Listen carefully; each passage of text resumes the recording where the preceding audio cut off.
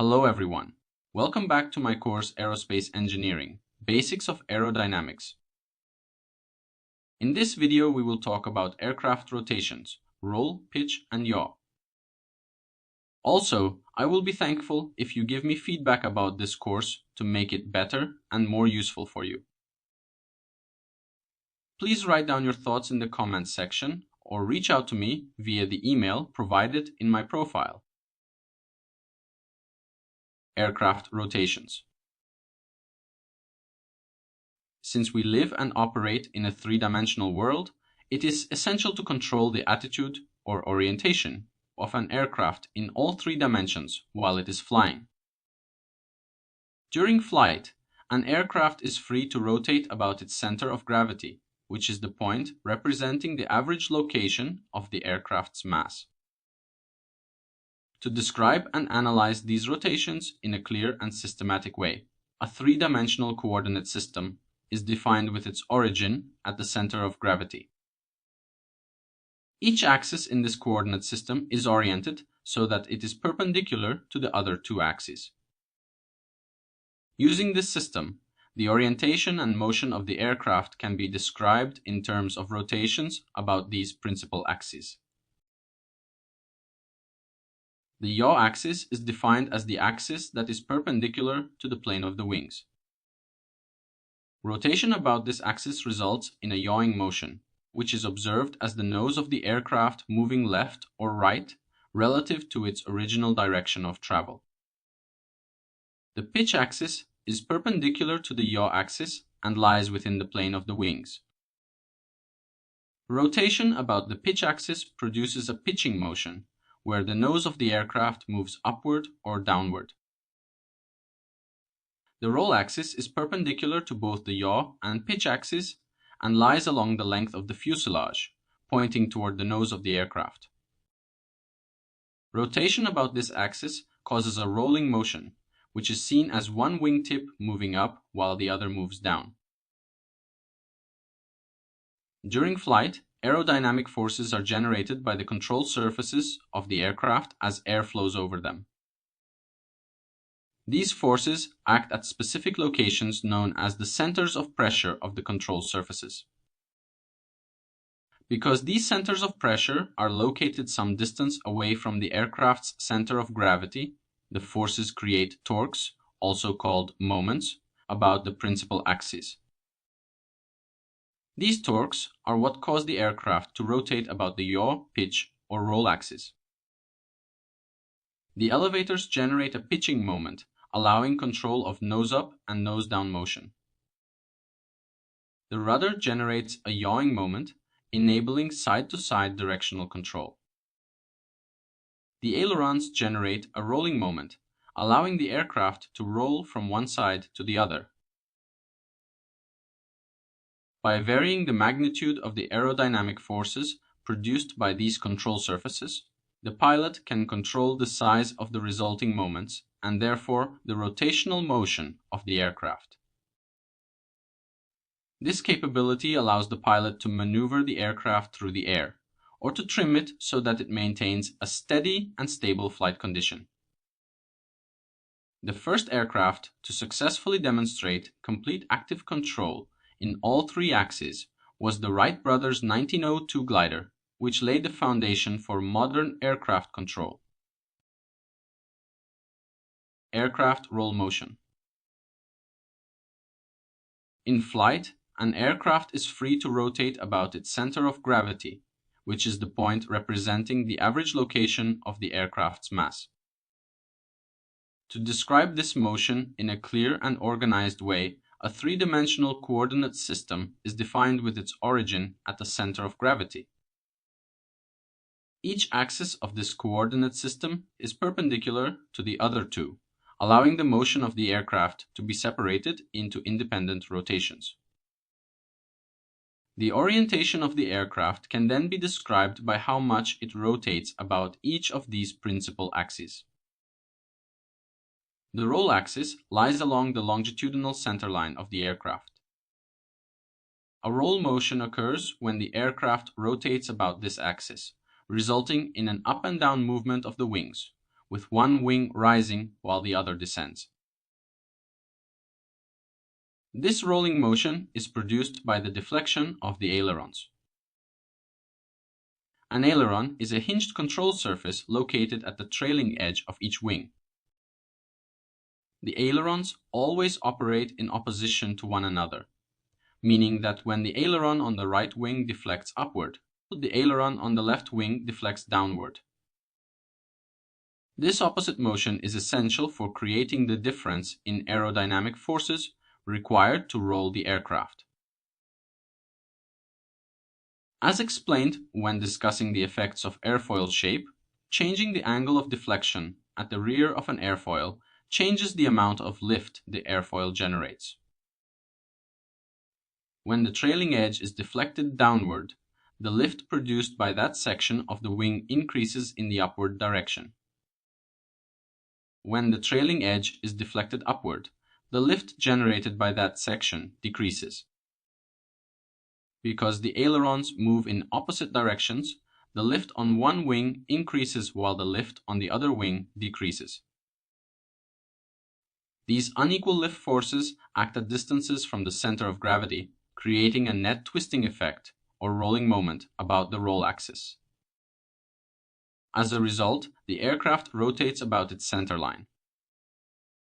By controlling this motion, the pilot can bank the aircraft, and once banked, the aircraft will turn.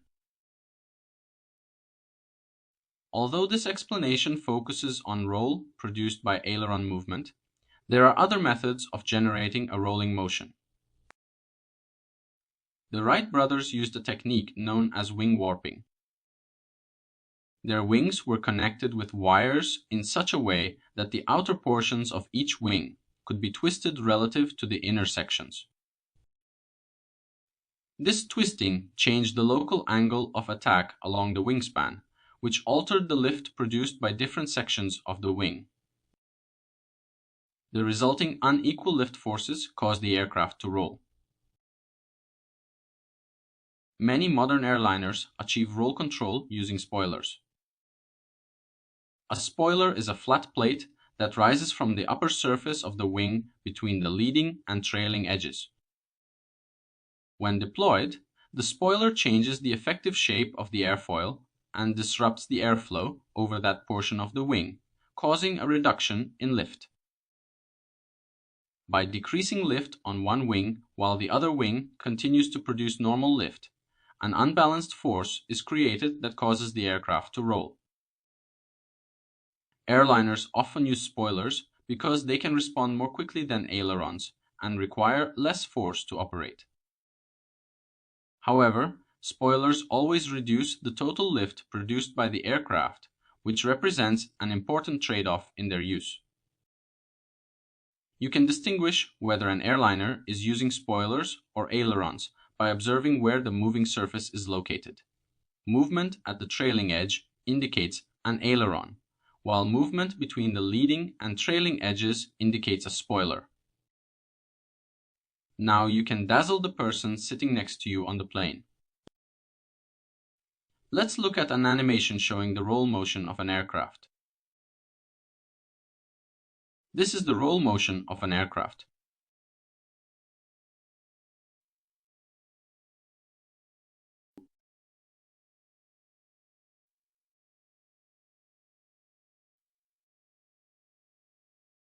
Aircraft pitch motion. The pitch axis is oriented perpendicular to the aircraft's center line and lies within the plane of the wings. Rotation about this axis produces a pitch motion, which is observed as an up or down movement of the aircraft's nose, as illustrated in the animation. This pitching motion is generated by the deflection of the elevator. The elevator is a hinged control surface located at the rear of the horizontal stabilizer, typically with one elevator on each side of the vertical stabilizer. The elevators operate in unison, meaning that when the right elevator deflects upward, the left elevator also moves upward. This coordinated motion is essential for producing a uniform pitching effect. as explained in the discussion on the effects of airfoil shape. Changing the angle of deflection at the rear of an airfoil modifies the lift produced by that section. When the elevator deflects downward, the lift generated by the stabilizer increases in the upward direction, causing the nose to rise. Conversely, when the elevator deflects upward, the lift increases in the downward direction, causing the nose to lower. These changes in lift create a moment about the aircraft's center of gravity, causing it to rotate about the pitch axis. Pilots use this ability to perform maneuvers such as loops, or to adjust the aircraft's trim. Proper deflection of the elevator can prevent unintentional looping by balancing the aircraft in flight. On many aircraft, the horizontal stabilizer and elevator together form a symmetric airfoil. When the elevator is aligned with the stabilizer, no lift is produced, but depending on the elevator's deflection, the combination can generate either positive or negative lift. On high-performance fighter aircraft, where extreme maneuverability is required, the stabilizer and elevator are often combined into a single, fully movable surface called a stabilator. Instead of changing the local shape of the airfoil, a stabilator generates changes in aerodynamic force by altering the inclination of the entire surface, allowing rapid and precise pitch control. Let's look at an animation showing the pitch motion of an aircraft. This is the pitch motion of an aircraft.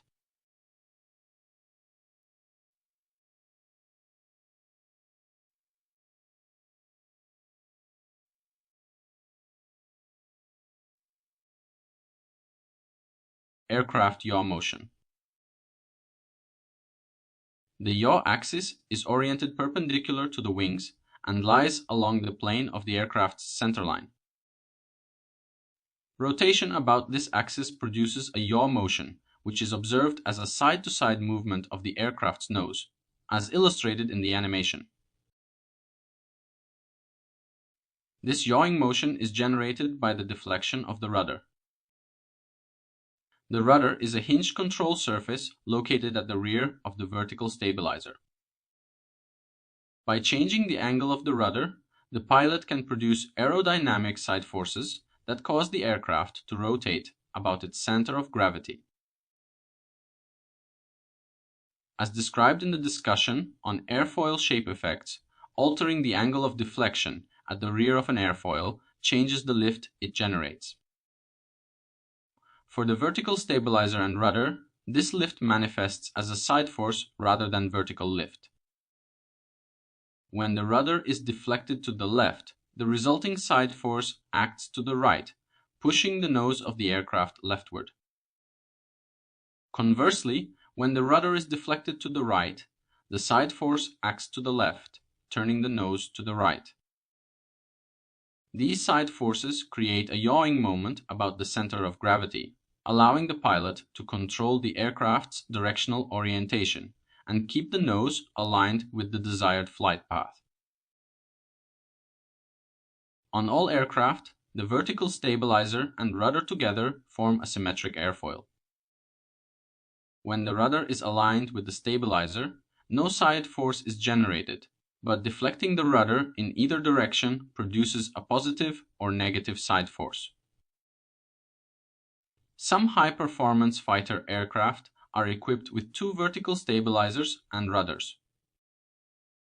This design is necessary for managing the powerful forces generated by multiple engines while maintaining precise yaw control during high-speed or complex maneuvers.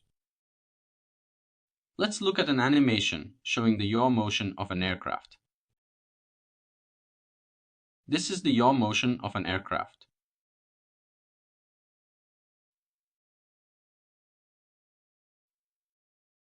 Forces in a climb. In flight, an aircraft is acted upon by four primary forces: lift, weight, thrust, and drag. The motion of the aircraft through the air depends not only on the magnitudes of these forces, but also on the orientation of the aircraft relative to its flight path. During steady cruise, these four forces are balanced, allowing the aircraft to maintain a constant velocity and altitude. However, during a climb, even a gradual one, the relationship between these forces changes slightly, and understanding this requires careful consideration of the aircraft's orientation and the direction of the forces. To analyze this, we can define a coordinate system with its origin at the aircraft's center of gravity using a vertical axis, V, pointing toward the center of the Earth, and a horizontal axis, H, perpendicular to it. The aircraft's flight path is inclined at an angle C relative to the horizontal. Lift and drag are aerodynamic forces defined relative to this flight path. Lift acts perpendicular to the flight path, while drag acts along it. Thrust is typically aligned with the flight path, although some modern fighter aircraft can vector their thrust. Weight, on the other hand, always acts vertically toward the center of the Earth, and does not align with the flight path, creating a component that affects both vertical and horizontal motion during climbs or descents. Using Newton's second law of motion and vector algebra, we can write two component equations to describe the aircraft's motion. The first equation describes the vertical acceleration, and the second describes the horizontal acceleration, with the mass representing the mass of the aircraft. Vertical balance of forces. Lift multiplied by the cosine of the climb angle plus thrust multiplied by the sine of the climb angle minus drag multiplied by the sine of the climb angle minus weight equals mass multiplied by vertical acceleration. Horizontal balance of forces. Thrust multiplied by the cosine of the climb angle minus lift multiplied by the sine of the climb angle minus drag multiplied by the cosine of the climb angle equals mass multiplied by horizontal acceleration. These equations can be simplified using the concept of excess thrust, which is defined as the thrust minus the drag. Substituting excess thrust into the equations gives vertical balance of forces. Lift multiplied by the cosine of the climb angle plus excess thrust multiplied by the sine of the climb angle minus weight equals mass multiplied by vertical acceleration. Horizontal balance of forces. Excess thrust multiplied by the cosine of the climb angle minus lift multiplied by the sine of the climb angle equals mass multiplied by horizontal acceleration. For small climb angles, the trigonometric terms simplify since the cosine of the climb angle is approximately 1 and the sine of the climb angle is approximately 0, reducing the equations to the simpler form often used for cruise or gentle climbs. For more moderate climb angles, the contribution of excess thrust becomes significant, especially in the vertical direction, because it adds positively to the vertical acceleration. This is particularly noticeable during takeoff at airports, where modern airliners exploit high excess thrust to achieve steep climb angles safely. Observing these climbs provides a practical illustration of how these force balances influence aircraft performance. Okay guys, now let's have a little quiz. The quiz consists of 5 questions. I'll give you 10 seconds for each one, and then I'll show you the correct answer. Let's start with the first question. Question 1. Which axis of an aircraft lies along the fuselage and points toward the nose, producing a rolling motion when the aircraft rotates about it?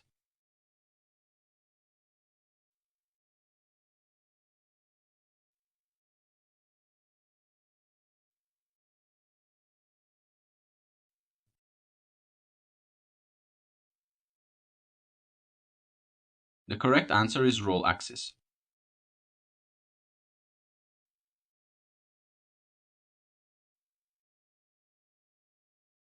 Question 2. What is the primary function of the rudder on an aircraft?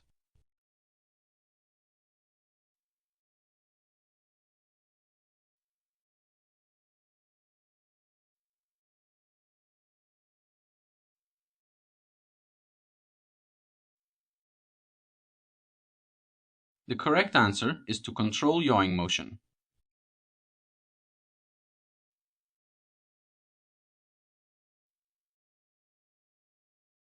Question 3. When the trailing edge of an aileron is deflected downward, what happens to the lift on that wing?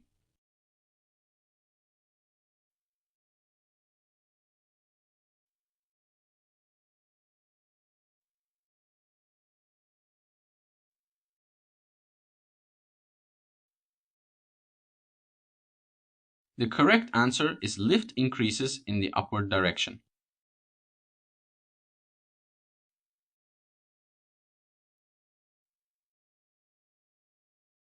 Question 4. On high-performance fighter aircraft, what is a stabilator?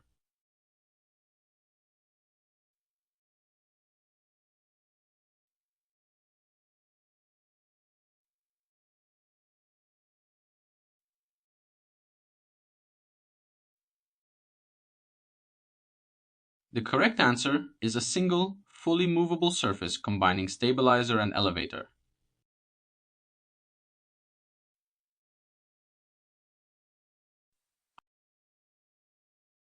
Question 5. During a climb, the vertical acceleration of an aircraft can be influenced by excess thrust. How is excess thrust defined?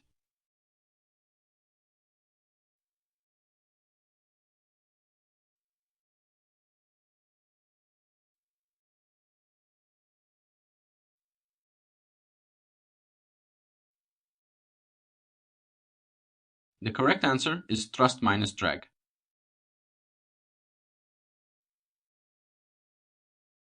Unlock the world of aerospace engineering with my other expertly designed courses.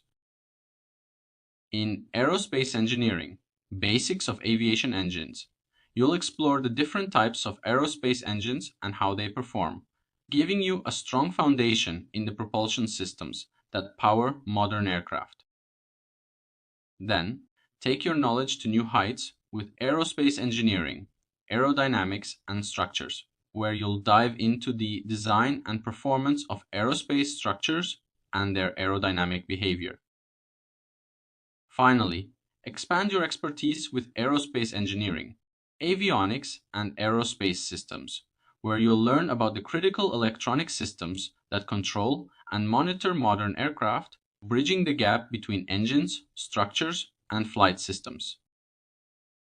Whether you're a student, aspiring engineer, or aviation enthusiast, these courses will equip you with essential knowledge to understand and contribute to the future of aviation. Join hundreds of learners and start building your aerospace journey today. Thank you guys for watching this video. If you have any questions about this lesson, feel free to ask me in the comment section. I will answer as soon as possible. We can continue to the next lesson and learn about airplane components and definitions. See you in the next video. Bye.